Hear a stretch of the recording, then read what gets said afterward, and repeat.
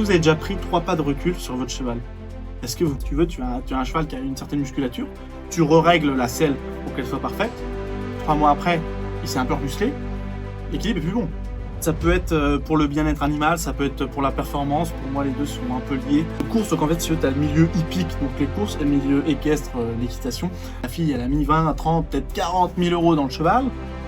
Et moi, je trouve que c'est une catastrophe. C'est pas le mec qui a monté plus de fois sur un chameau que sur un cheval.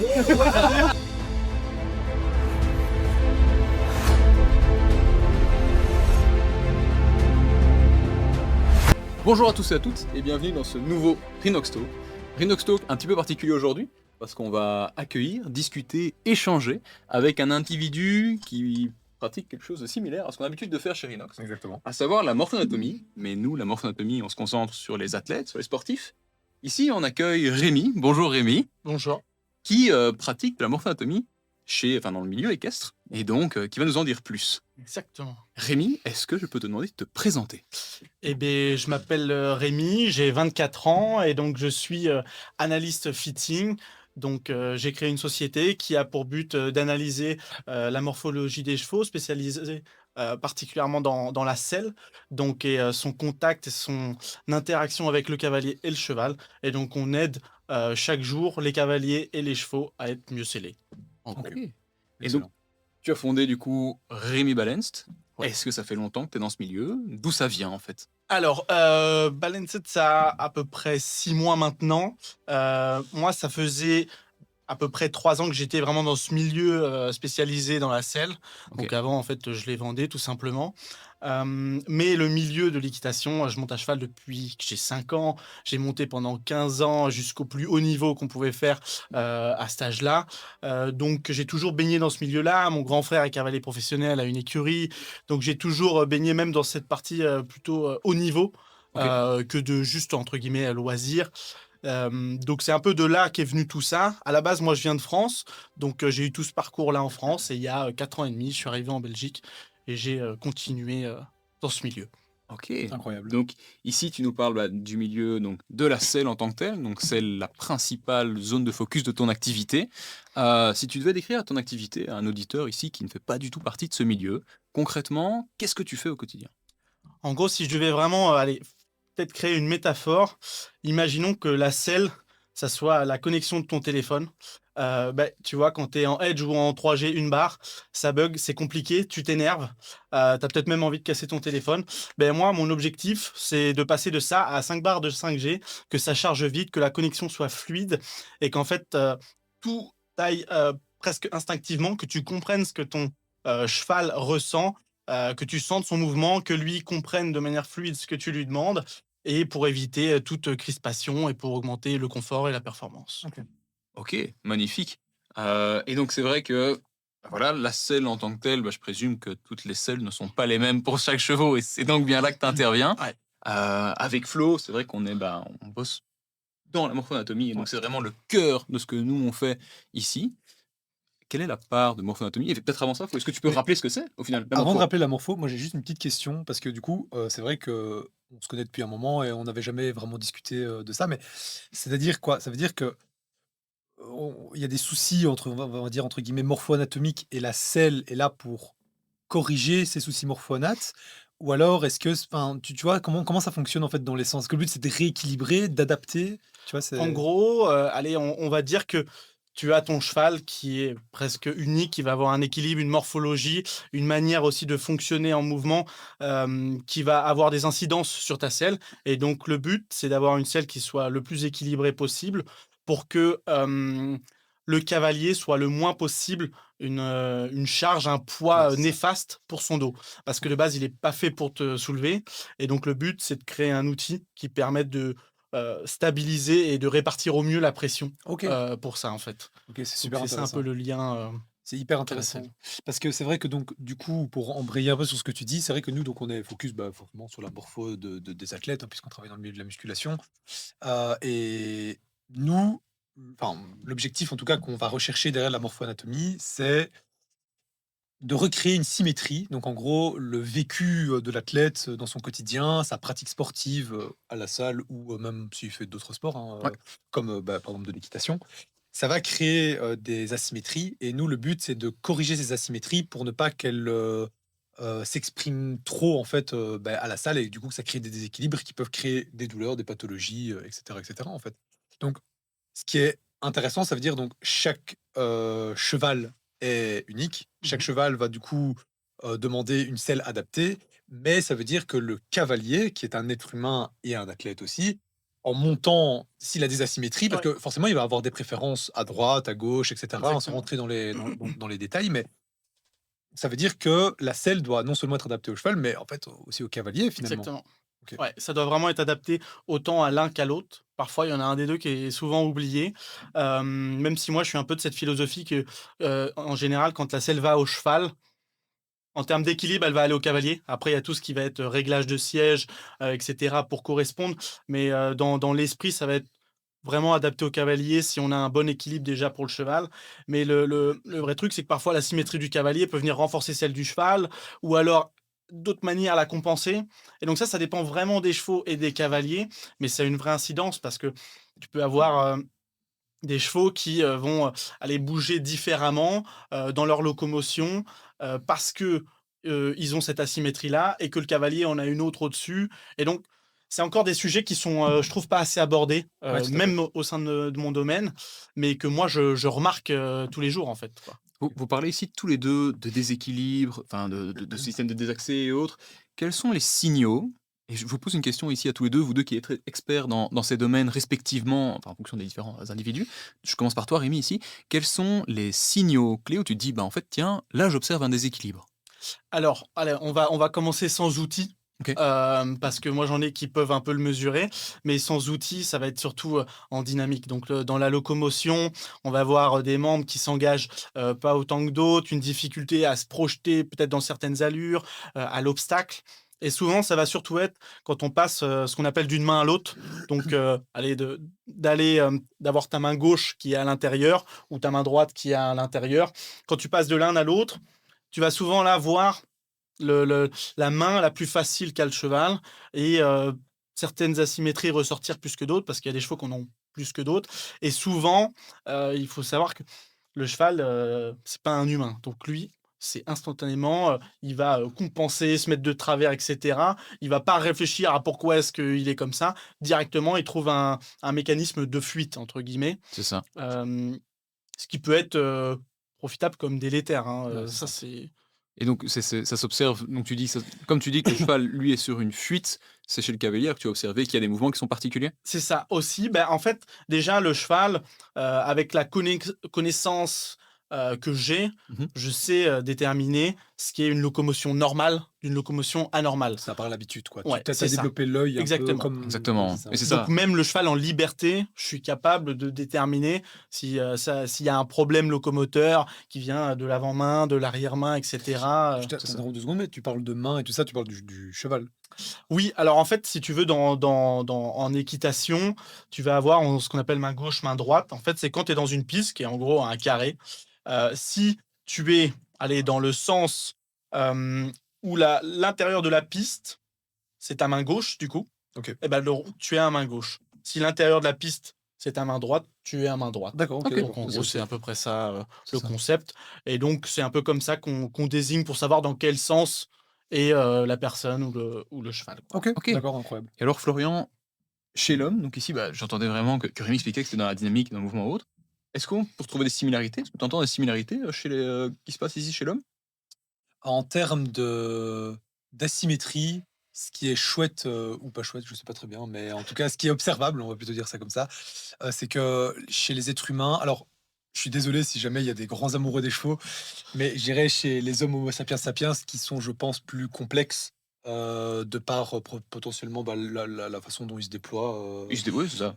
voilà, bipèdes. Il y a des asymétries qui peuvent apparaître, sur des états statiques. Il y a de l'asymétrie qui peut apparaître sur différents plans, que ce soit sur des plans frontales, des plans sagittales. Il y a aussi des asymétries qui peuvent apparaître lors de la locomotion. Donc chaque être humain est unique et de par son environnement et je suppose que c'est pareil chez les chevaux, on va observer des asymétries, plus ou moins prononcées Mmh. qui peuvent induire des pathologies, des douleurs ou non. OK. ou parfois pas. C'est ça Ok. qui est aussi assez intéressant. Peut-être que chez les chevaux, c'est pareil. Bah, plutôt, oui, Euh, parce que allez, même en statique, on est capable d'observer des asymétries sur le cheval. Et après, c'est à voir, parce que moi, ce que je dis toujours, et c'est ma philosophie dans ce que je fais, c'est qu'il y a, allez, la règle maître, c'est le dynamique. Ta Ouais. selle, elle est faite pour monter à cheval. hmm. Donc, moi, je veux voir comment le cheval, lui-même, déjà naturellement, vient compenser, parce qu'il pourrait très bien compenser correctement sans trop se nuire, parce qu'il a été bien travaillé pour renforcer ses parties faibles. Donc, avant de partir sur un truc loufoque, ben, je veux le voir fonctionner. Ok, c'est ça. Mais alors, petite question ici, parce que c'est vrai qu'on parle hein, de ces mouvements qui sont pas optimaux, on parle de potentielles douleurs et autres. On a identifié le nœud du problème, ça c'est clair. Maintenant, comment est-ce qu'on le résout et comment est-ce que toi, Rémi, tu le résous? Donc, comment est-ce que tu mets en Ouais. place tes analyses et quelles sont les solutions qui peuvent en découler? C'est ça. Et même pour compléter ta question, tu as parlé, je crois que tu as utilisé le mot renforcer ou enfin, Ouais. ça veut dire que les chevaux font aussi de la muscu. Ouais, les chevaux font clairement de la muscu. Ok. Et petit aparté, les chevaux prennent des protes aussi. Incroyable. Genre vraiment, tu as tout un tas de complémentations. Prennent aussi des stéroïdes, mais enfin je- bref. Il y a tout. Bah, c'est des bases. Hein. Certains chevaux sont dopés. Ah oui. Certains chevaux sont dopés. Certains chevaux sont dopés. Les chevaux sont dopés, ouais, clairement. Certains chevaux sont dopés. Ok. C'est bien plus fréquent qu'on imagine. Il y a un nombre de. Enfin, à toutes les compétitions, même nationales et surtout internationales, il y a des contrôles. Je me permets, j'arrive un peu de la question Ouais, on initiale, mais je reviendra pense sur, que c'est sur la intéressant. solution. Mais dans le milieu du body, je pense que les gens ont des images claires de qu'est-ce qu'un physique qu'on pourrait appeler nati ou un physique dopé. Chez un cheval, ça se repère comment? Est-ce que c'est un peu les mêmes facteurs C'est ou... beaucoup plus compliqué. Est-ce que ça va être un cheval sans myostatine qui va justement être énorme, on a l'impression que ça va être un cheval de Non. trait, ou bien ça va être un cheval très athlétique, très très sec, fait pour... Parce que oui, il y a pour de la plusieurs course. races, je suppose, J'avais déjà été voir une week-end. course d'hippodrome, et c'était assez impressionnant de voir à quel point, je pense que c'était des chevaux qui prenaient de haras, justement. Ouais. Enfin, c'est hyper... quand j'avais Des appris purs le francs, ouais. prix que coûtait justement une bête, j'étais assez halluciné. Mais de voir en fait la qualité qu'ils avaient. Je trouvais Musculaire, qu'ils avaient une qualité musculaire et quasiment une qualité de peau qui était aussi exceptionnelle. Bon, Et donc- alors, à savoir que les chevaux de course, donc en fait, tu as le milieu hippique, donc les courses, et le milieu équestre, l'équitation. Ok. Le milieu hippique, les chevaux sont très très jeunes. Donc, Ok. tu as aussi un aspect qui est spécial. En plus, c'est une race spéciale, le pur sang, qui a la peau très fine. Ouais. Donc, tu perçois beaucoup plus les muscles. Ouais. En plus, c'est des chevaux qui sont assez jeunes. Donc, c'est assez particulier. Tu distingues les muscles, mais différemment sur les chevaux de sport, C'est d'équitation, ça, entre guillemets. tout dépend. Mais du dopage, oui, il y en a. Bon, après, c'était contrôlé aussi, hein. Bien sûr. Mais ça va être très difficilement perceptible. Tu vois, je vais te dire, ça se rapproche plus du dopage cyclisme. D'accord, ok. Bah, question numéro 2. Est-ce que les cavaliers se dopent? Euh... Ok. Non. Non, Ok. beaucoup moins. Honnêtement, mais ils sont très suivis. Il faut savoir qu'il y a certains. En fait, si tu veux, la fédération internationale, parfois, elle en prend quelques-uns en grippe. Enfin, en grippe, C'est ça. c'est en mode on va te suivre. Mais ils débarquent à n'importe quelle heure. Tu dois dire tout ce que tu fais, mais tout le temps. Ok. Et ils débarquent, il est 8h du matin, toc, toc, toc. Allez, on va aux toilettes. Ils te regardent pisser. Ah ouais, purée. Ouais, c'est Bah ouais, c'est. pour Voilà. tester comme ça le truc et tout. Wow. Et si t'es une fois pas là ou 2 fois pas là ou un truc comme ça, tu prends 1 an de suspension ou un truc comme ça. Ah Je ouais, sais donc plus, c'est c'est quand 1 an ou même 6 un mois, truc mais un peu- C'est quand même c'est vénère. c'est strict, Ouais, quoi. c'est ouais. punitif, quoi. Et Ah ouais, il purée. y a eu des cas, ouais. Donc, ils sont assez stricts là-dessus aussi, parce qu'ils veulent pas du tout de dérive, ils voudraient pas qu'il y ait des gens sous stupéfiants sur les chevaux, etc. Ça pourrait, enfin, tu vois, je pense par exemple, typiquement, tu sais, les médicaments que tu prends quand tu as des TDAH ou des trucs comme Ouais. ça, que certains prennent en Marilatine, médecine. les quasim et autres. Ouais. Ouais, ça pourrait peut-être être bénéfique pour un Ah ouais. athlète, tu vois. Ouais, C'est quelqu'un ça, qui mais n'aurait ça- pas un trouble. Mais ou dans quelle quoi, mesure est-ce que c'est considéré comme étant du dopage? C'est toujours parfois, c'est vrai qu'il y a parfois il y a que des c'est compliqué. frontières. Parce hein, qu'à la c'est fin, c'est un compliqué. sport d'adresse, tu vois. Donc, Il faut être plus attentif et. Ouais. plus t'es attentif, plus t'es. Voilà, mais je pense pas que ce soit très pratiqué, honnêtement, ça. Ok. Voilà, Mais le dopage du cheval et même la complémentation alimentaire du cheval, je pense que vous imaginez pas le degré de complément qu'un cheval peut avoir, ce qui est même disponible sur le marché. Honnêtement, c'est quasi la même chose qu'en muscu, hein. Ok, C'est incroyable. assez fou. Ouais, ça a l'air d'être. Incroyable. Les protes, vitamines, machin, vraiment, t'as Wow. tout, quoi. Et on voit une C'est- différence? Un cheval qui est bien complémenté, un cheval qui est moins Ouais, bien tu peux le Ouais, tu complémenté? peux le voir. Vraiment, tu peux le voir, confort gastrique, relaxation musculaire. Tu as des trucs pour qu'ils soient un peu plus zen, tu as des trucs pour les hormones, mais plutôt pour les atténuer que pour les Ouais. développer. Donc ouais, tu as des trucs qui marchent mieux que d'autres. C'est toujours un peu compliqué parce que, tu sais, des fois, ton cheval, il parle pas, tu vois? Donc tu as toujours ce truc, tu te dis: «Ah, il est mieux, mais est-ce que c'est pas toi?» Ouais, oui, Tu vois oui, ce oui, OK. que c'est je veux ça, dire? tu penses qu'il est mieux, Ouais. ouais. C'est difficile. OK. OK. On va c'est hyper intéressant. Il y a plein Ah de ouais, il y ouais, a ouais, plein il y a plein de plein de dingue. choses à aborder, mais c'est vrai qu'on va maintenant revenir un peu, sur les fondements de ce podcast et Ouais. autres et donc ici Rémi, qu'est-ce qui se passe? Donc voilà, je suis un client, j'ai mon cheval ici, donc je monte de temps en temps. En fait, à qui est-ce que tu t'adresses et qu'est-ce que tu mets en pratique? Bah, à qui ça s'adresse? À peu près à tous les gens qui montent sur un cheval avec une selle, en vrai. OK. Parce que, allez, ça peut être, pour le bien-être animal, ça peut être pour la performance. Pour moi, les 2 sont un peu liés, même si c'est un petit peu, spécial dans ce milieu parce que certains pensent que les 2 sont un peu opposés. Moi, je pense pas, personnellement et donc ça s'adresse un petit peu, au final, à tout le monde, qui a envie d'être dans du bon matériel, qui a envie que ça ne nuise pas à son cheval, ni à son physique à soi, parce qu'on peut aussi créer des gros problèmes physiques chez le cavalier et donc OK. ensuite, en fait, comment ça se passe? Moi, d'abord, il y a toute une analyse, à pied, à nu du cheval, où j'ai envie de comprendre comment est-ce qu'il est physiquement. Ce que j'invite tout le temps, les gens à faire et qu'ils ne font quasiment jamais, c'est prenez 3 pas de recul un peu. Est-ce que vous avez déjà pris 3 pas de recul sur votre cheval? Est-ce que vous connaissez son équilibre? Est-ce que vous savez comment est-ce qu'il est vraiment fait? Ou passe, certaines insertions, mais des choses qui sont banales parce que c'est là où tu vas venir mettre ta selle. Est-ce Ouais, que tout à fait. tu as pris ce recul? Donc j'ai vraiment tout cet aspect-là. Ensuite, il y a une partie où je vais venir, «ausculter» entre guillemets le matériel actuel qui est, défectueux ou non. Ça dépend si la personne m'appelle parce qu'elle pense qu'il y a un problème ou juste une visite de contrôle. Pour moi, c'est la même chose.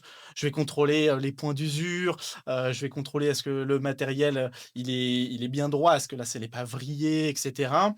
Prendre connaissance aussi des tailles, des réglages, de la marque parce que ça influe sur certaines choses.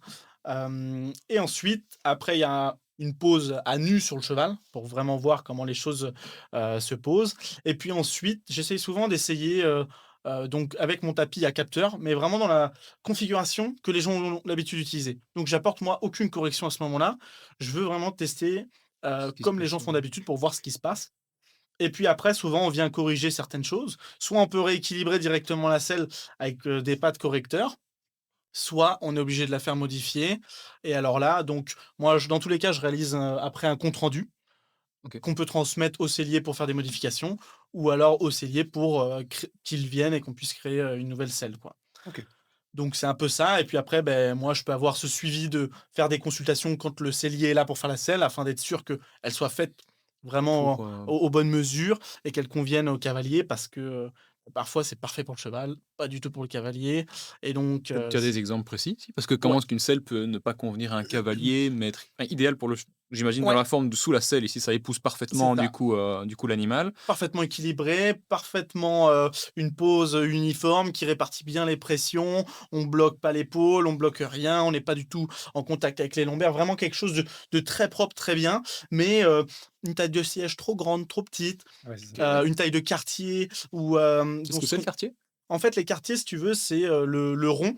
C'est là où va être en contact, ta jambe. OK, oui, OK, je vois. Ta jambe, elle va être en contact du quartier. Tu vas avoir, donc des un peu comme des mousses à l'avant qui vont venir un petit peu ouvrir ou non, tes adducteurs et ça, c'est un peu au goût de chacun et donc ça peut très bien, si tu veux, tu peux créer une selle qui aille parfaitement au cheval, mais qui, bloque totalement, la biomécanique du cavalier, si tu veux, qui D'accord. puisse pas engager son bassin, qui puisse pas suivre le mouvement de son cheval. Donc, est-ce que, parce que donc là, on parle de la selle qui est l'intermédiaire entre le cheval et le cavalier.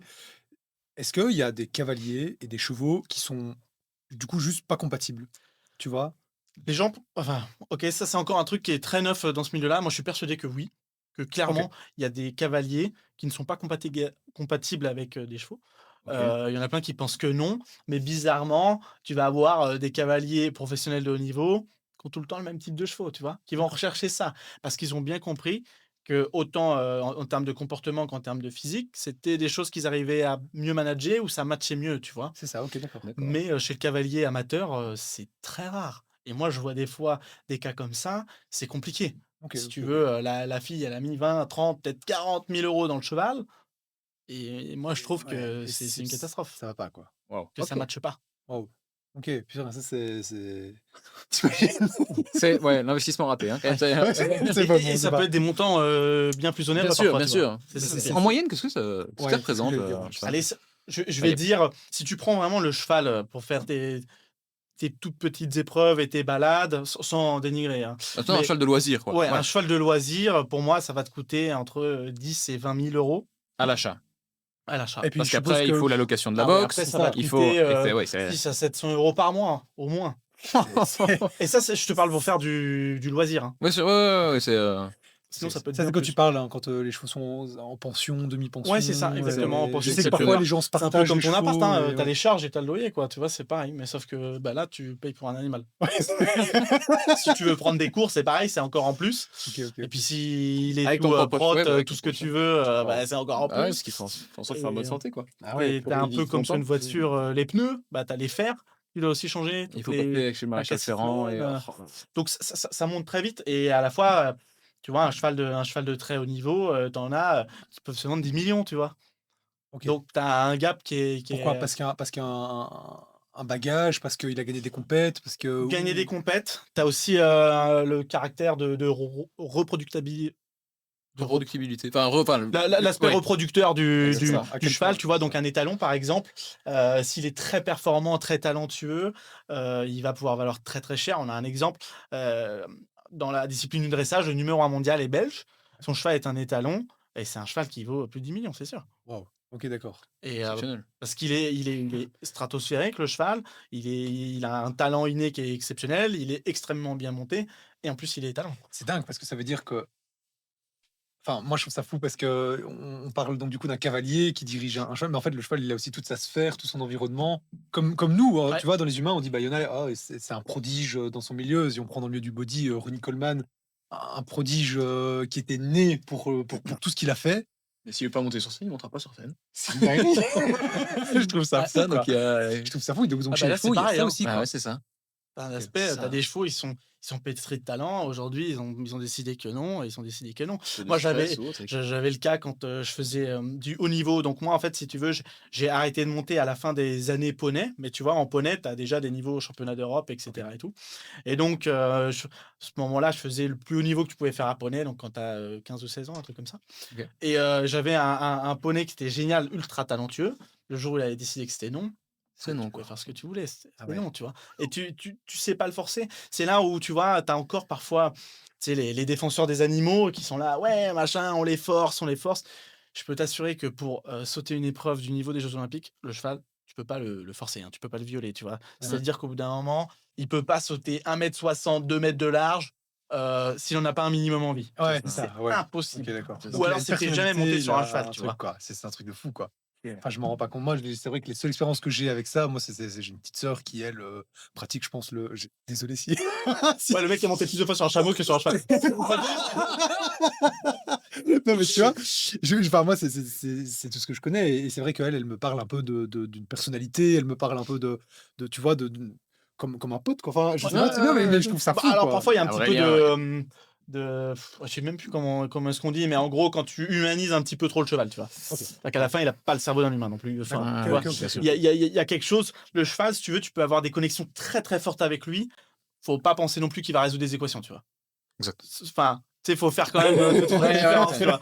Ok. Mais il y a la connexion avec l'animal, c'est ce qui, pour moi, fait que des mecs peuvent être ultra talentueux. C'est leur capacité à connecter avec l'animal qui fait qu'ils les comprennent, qu'ils savent comment réagir à tel moment, tu vois. C'est Ouais. encore cette idée de connexion, tu vois. Et Ok, ok, c'est ok. vrai. Et pour en revenir sur cette connexion, sur ce travail du coup entre les deux individus, t'expliquais, hein, t'invitais les cavaliers à prendre 2-3 pas de Ouais. recul sur l'animal que pour pouvoir l'analyser. Est-ce que dans ton parcours, donc tu sais que tu as lancé l'activité il y a 6 mois, tu as déjà observé des transformations fulgurantes et une que tu aurais envie de nous partager ici? Ouais, bah, il y en a une qui a été, OK, fulgurante, oui, parce que ça s'est passé en 2 mois et demi. Ok. Mais on avait un cheval, typiquement une jument qui était très douloureuse, dans la zone lombaire, parce que clairement, elle avait une selle qui était pas du tout adaptée, où on avait, en gros, un déséquilibre vers l'arrière. Et en fait, ça, c'est un effet boule de neige, parce que si tu veux, quand ta selle, elle a un équilibre qui est vers l'arrière, ton cavalier, il est aussi tout le temps déséquilibré Ça veut vers dire que l'arrière. tu as le bassin du cheval qui antéverse. Tu peux l'avoir, ouais. Tu peux l'avoir Voilà, au bout ouais. d'un certain moment. Et surtout, en fait, si tu veux, déjà, le cavalier à l'arrêt va mettre plus de pression sur cette zone-là, mais il va avoir plus difficile à se mettre en équilibre. Et dès qu'il va avoir allez, un saut ou quoi que ce soit, il va venir taper et mettre des chocs ultra forts dans cette zone-là. Et donc, le cheval était ultra sensible. Et en venant retravailler, là, on avait même retravaillé le modèle de la selle, plus vraiment l'équilibrage avec un amortisseur, etc. 4 mois après, tu pouvais appuyer sur cette zone-là, insensible. Plus Et rien. il n'y a pas eu de traitement vétérinaire qui a été fait, quoi.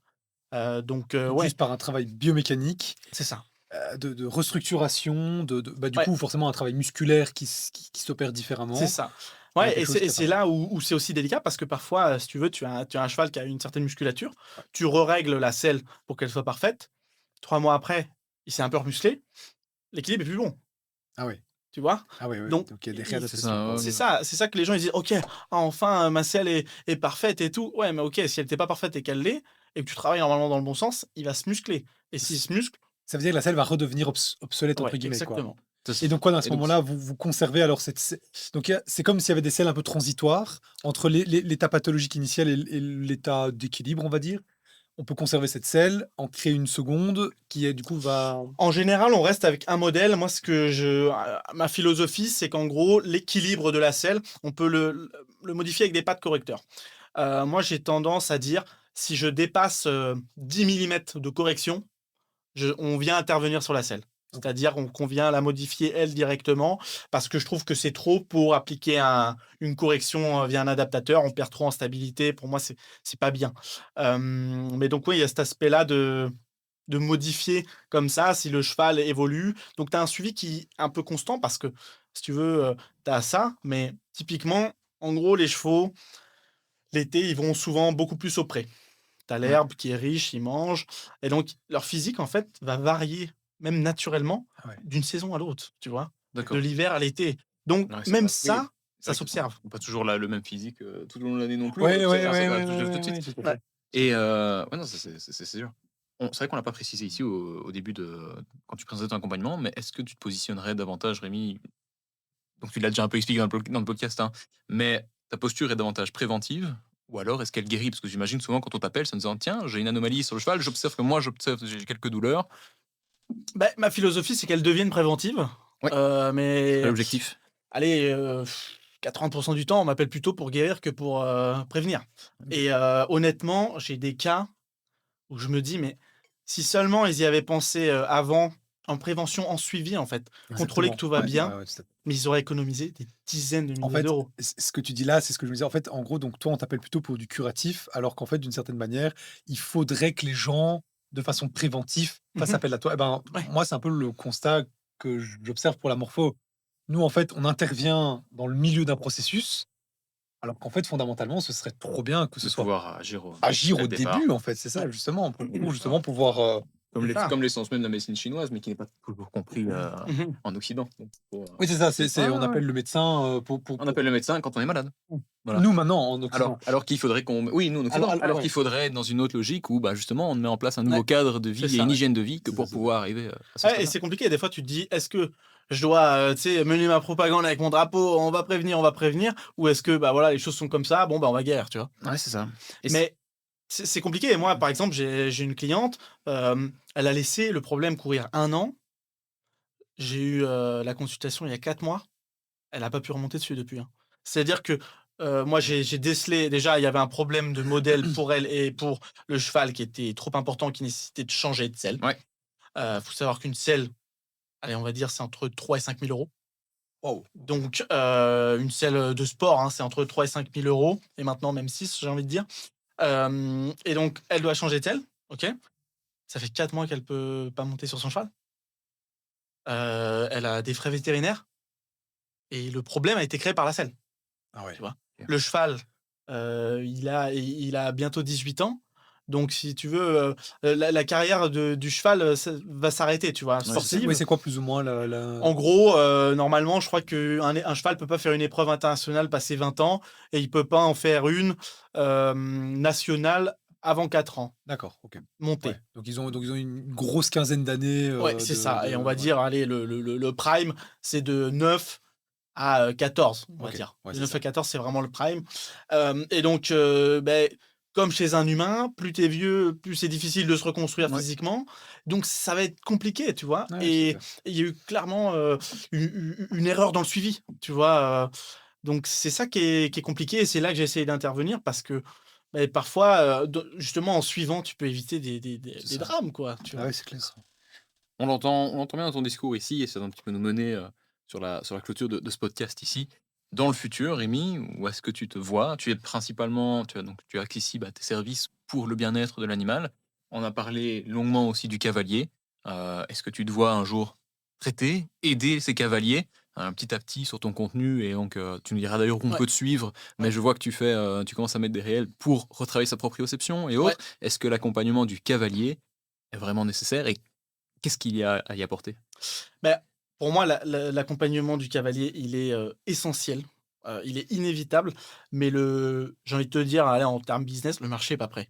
Ouais, C'est-à-dire que les gens, si tu veux, ils ne font aucun sport. C'est-à-dire que tu vas avoir des cas où, je vais te parler de mon grand frère. Mon grand frère, il s'est fait une rupture des ligaments croisés. OK, il a fait tout un suivi dans un centre de rééducation à Cap-Breton en France pour les sportifs de haut niveau, enfin un truc du au turfu, top, tu quoi. vois? Et les 4 années après, il a jamais vu un ostéo ou un kiné, si tu veux, ni une moindre salle de sport. Par contre, les chevaux, ostéo, acupuncteur, vétérinaire, masseuse, On physiothérapeute, va toucher le cheval et mentaliste, enfin des trucs de fou, tu vois? OK. Enfin, Ouais, ouais, ouais, des ouais, ouais. trucs de fou et tu te dis, eux, ils se disent pas, «Moi, j'ai une incidence là-haut», tu vois? Ouais, ouais, tout à fait. Alors que moi, j'ai eu des cas où vraiment tu as des atrophies musculaires causées par le déséquilibre du cavalier. Ah ouais, ouais, ouais. Waouh! Et donc, si tu veux, quand tu crées une atrophie musculaire dans un engin de 500 kilos, C'est c'est qu'il y a un ouais, problème, ouais, tu vois? ouais, ouais, c'est méchant, quoi. Et ça nuit à la performance, évidemment. OK. Donc, j'ai envie d'aller vers ça, mais j'y vais petit à petit parce Bien que les sûr. gens ne sont pas encore prêts. Je dirais qu'à haut niveau, les gens commencent à en prendre conscience. Je vais te dire un truc super bête, mais tu vois, dans les sports épiques, donc les courses, tu as une notion de poids. C'est-à-dire que tu dois faire un certain poids. Donc le poids a une vraie valeur, une vraie importance dans la performance. Dans le milieu équestre, non. D'accord. Mais pourquoi non? Enfin, c'est Ouais. évidemment que oui. Ils sautent les chevaux, quand il y a 30 kilos d'écart entre un cavalier et un autre, Ouais, ouais, ouais, ouais. évidemment que ça a un impact. Mais on n'en parle pas, quoi, tu C'est vois? ça. Alors à très haut niveau, évidemment, les gars sont fit et l'ont bien compris, pour la plupart. Mais à niveau amateur, les gens se voilent vraiment la La face face à ce là-dessus. niveau-là. Ouais. Et j'ai eu le cas, par exemple, 1 ou 2 fois déjà, de cavaliers qui ont pris vraiment beaucoup de poids et qui se demandent si ils peuvent monter encore à cheval. Parce que oui, il y a vraiment cette notion-là. Est-ce que je peux encore monter à cheval? Waouh! Moi, il y a des données que je peux mesurer de newton-mètre de force par centimètre carré. Si tu dépasses une certaine donnée, C'est non. C'est non. Ouais. de une si ta moyenne par centimètre carré dépasse cette donnée-là, entre guillemets, c'est que tu as rien à faire sur un cheval. Tu vois, il y a eu des études qui OK. ont été faites, tu crées du dégât, musculaire chez le cheval et donc tu dois faire cette transformation-là. Ils sont encore rares ces gens-là qui ont ce recul, de se dire: «Je suis prêt à mettre, pied à terre et à travailler sur moi avant de remettre, C'est ça. mes pieds sur mon cheval». Mais on avance. Honnêtement, on avance Ouais, c'est lentement mais ça. Petit à sûrement. petit. J'essaye de sensibiliser sur les réseaux sociaux à tous ces sujets-là qui sont trop peu abordés et dans lesquels il y a trop de mœurs qui sont pour moi un peu fausses, et de croyances, un peu perchées. Donc oui, moi sur mes réseaux, Rémi-du-bas Balanced sur Instagram principalement. Après je suis aussi sur, TikTok, sur YouTube, partout moi et j'essaye de sensibiliser les gens à tout ça parce que pour moi c'est important, au-delà de vendre mes analyses, j'ai envie d'avoir une portée qui aille plus loin. J'ai envie de pouvoir m'occuper de tout le spectre, c'est-à-dire, d'analyser ce cheval, de m'occuper de modifier, la selle, mais derrière aussi de pouvoir suivre le cavalier, C'est ça. parce que je remarque qu'il y a trop de soucis et pour l'instant, tu sais, je redirige vers le kiné, vers et cetera, mais les gens sont un peu perdus, savent pas trop quoi faire, du coup, font pas vraiment. Ils vont une fois chez l'ostéo, une fois chez le kiné, ils pensent que tout est réglé. Mais non, OK, Moi, j'ai Ah, j'ai j'ai une petite question. Un coach pour un cavalier? un coach sportif pour un cavalier? OK, moi j'ai envie de te dire que ça devrait être une évidence, hein. Dans tous les sports, les mecs se renforcent à côté avec des choses qui n'ont rien à voir, sans chevaux et avec du renforcement musculaire. Donc oui, ça a sa place. Les gens ne se rendent pas compte à quel point ça a sa place. Mais tu vois, par exemple, moi, mon grand frère qui a fait le Pôle France à Saumur, donc vraiment la mecque du cheval en France, ils avaient préparation physique, préparation mentale, tout ce que Ok. tu veux. Et il n'y a rien à faire. Ça te met dans un climat, ça te rend tellement prêt pour tes échéances que tu es performant. Ok. Tu ne peux Magnifique. pas ne pas l'être, en fait. Parce que le moment où tu ne l'es pas, tu as tellement de suivi autour, tu vas pas le rester longtemps, tu vois. Ouais, c'est clair. Et c'est trop peu fait encore parce que c'est pas adapté, tu vois. Si tu demandes à un cavalier amateur comme professionnel d'aller 3 ou 4 fois semaine à la salle de sport, il va raccrocher, hein, Ouais. direct. Pas adapté. Merci. C'est pas adapté, ils ont pas le temps, et c'est pas comme ça, tu vois.